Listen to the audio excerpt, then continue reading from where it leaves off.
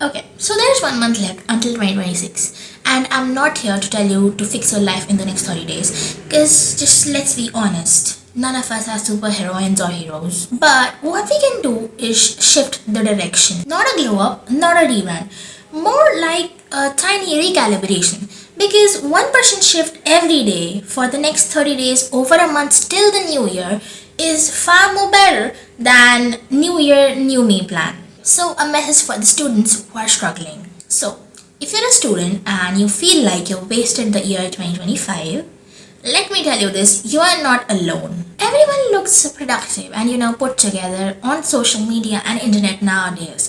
But the truth is, most of us are just trying to stay afloat because, according to me, it's humanly impossible to become someone who you are not. Like, okay, may not be a morning person. I cannot wake up at 5 a.m. and just do a whole lot of skincare and then go on a jog and then enjoy my life. My life may be different from someone else. So stop comparing yourself to people on internet. The things that they show might be true, like to them, but not to you. So stop comparing. Here's something sciencey but comforting. According to the University of Hamburg, the average human span naturally drops when stress level rise because the prefrontal cortex literally goes into the survival mode. So if you're struggling to focus, it's not laziness, it's your biology. So for the next month, don't fix your life, fix your environment, that is your atmosphere.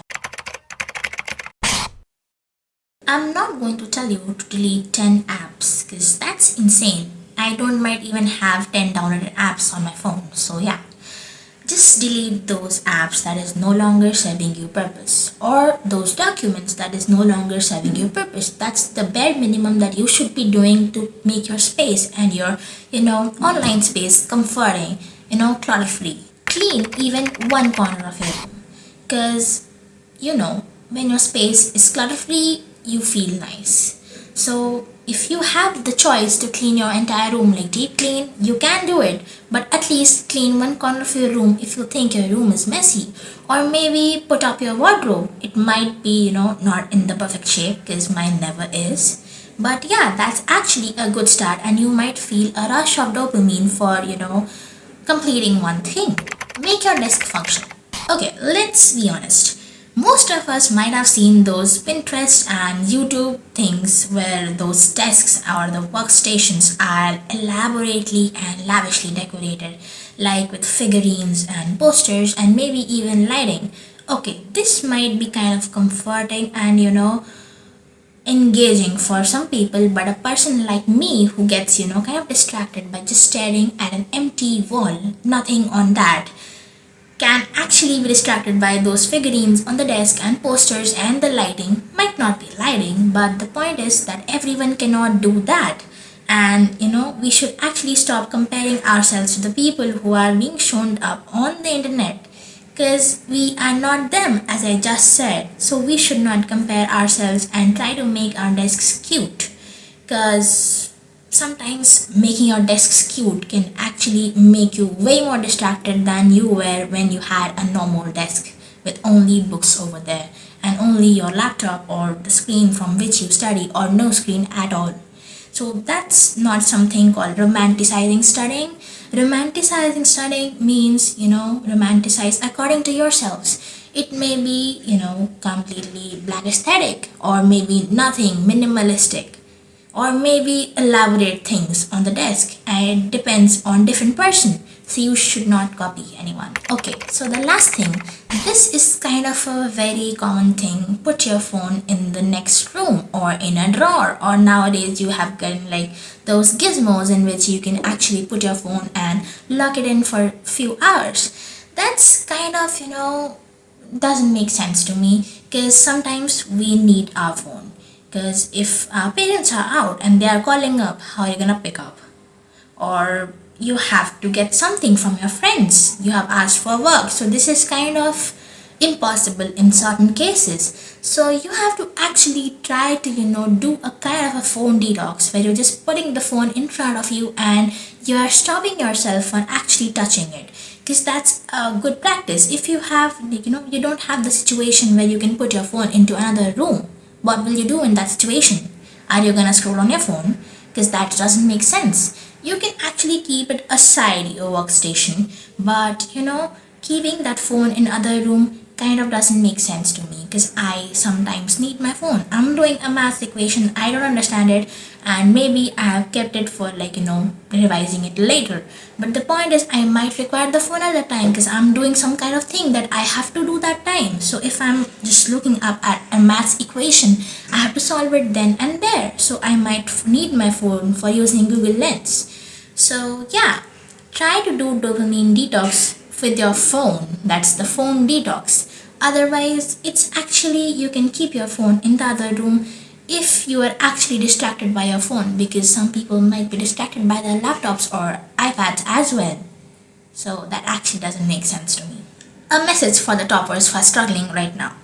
Let's be honest, we are the ones who are kind of told from the day you have been getting the best marks in the class or in the school or stuff, or in the tuition or any kind of extracurricular activities where you are a topper. It does not mean only studies, it can be dance, music, anything, sports.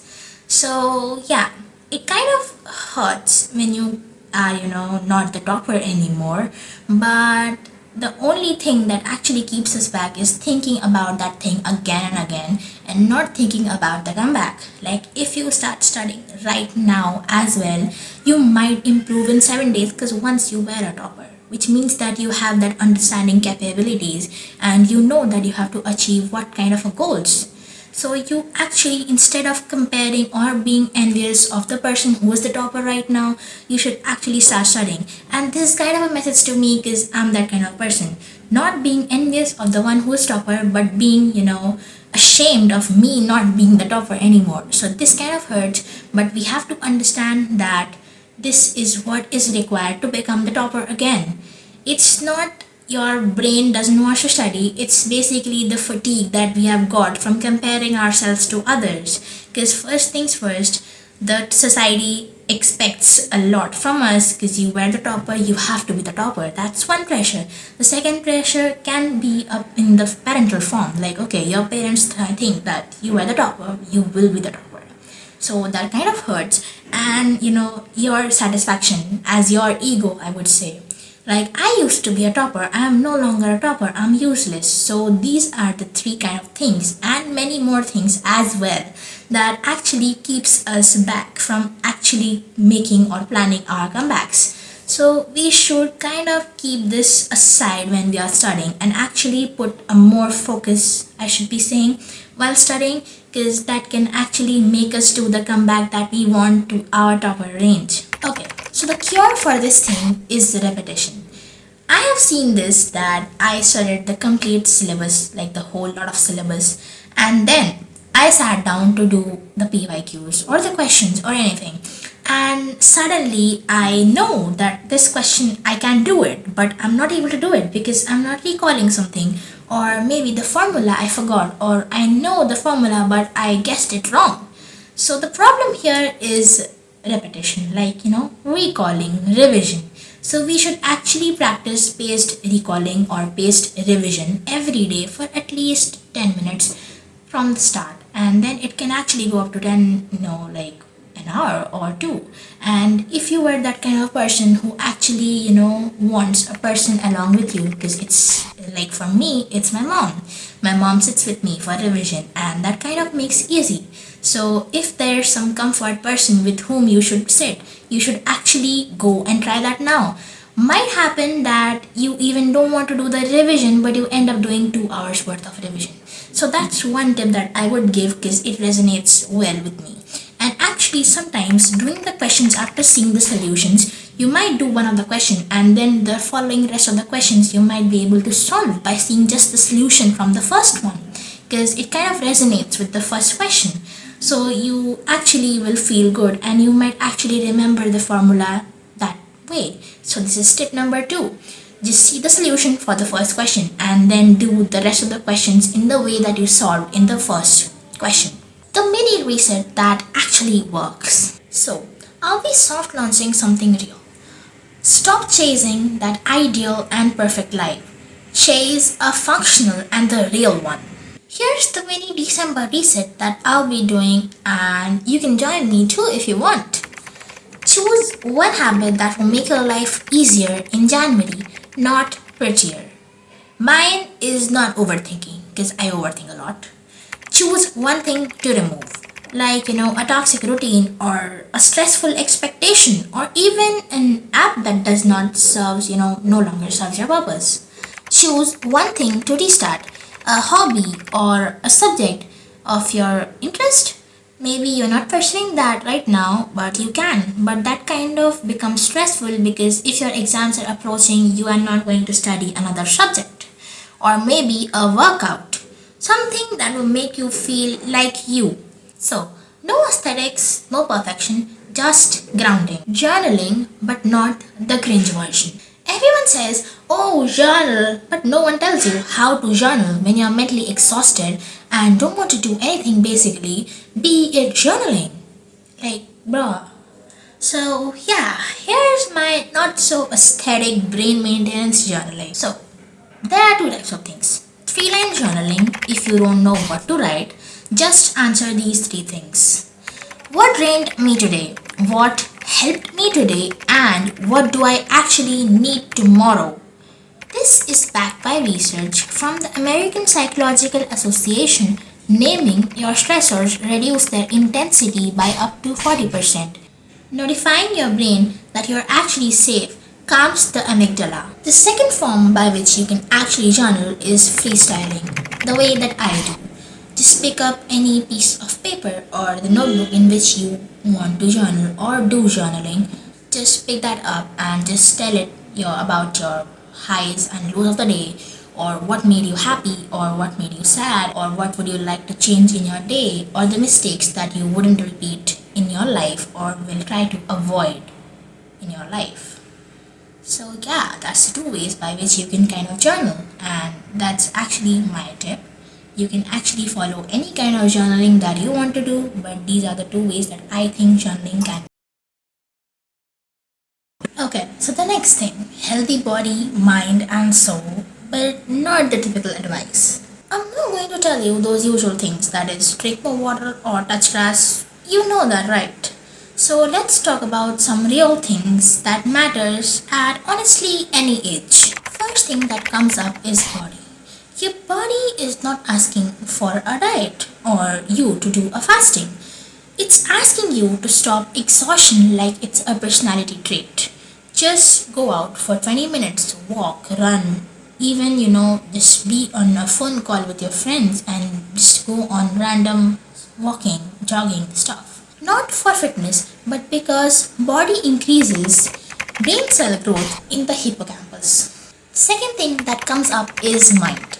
Your mind does not need motivation, it needs clarity. So you spend your entire day in planning what to do, but I would suggest you just take out 10 minutes each week planning what not to do. So yeah, a not to do list, because most burnout comes from doing things you never even wanted to do. Third thing that comes up is soul. You don't need crystals or the perfect sunrise routine. You just need a quiet moment for yourself where no one expects anything from you. Sit, breathe, exist. Your nervous system will actually thank you. And if you're watching this because you feel behind in your life, I'll tell you something that I wish someone told me. There are many people older than you who would give up anything to start at your age. 1 month is enough to change the story's direction, not complete the entire book, but to choose the next chapter of your life. So go slow, but keep going.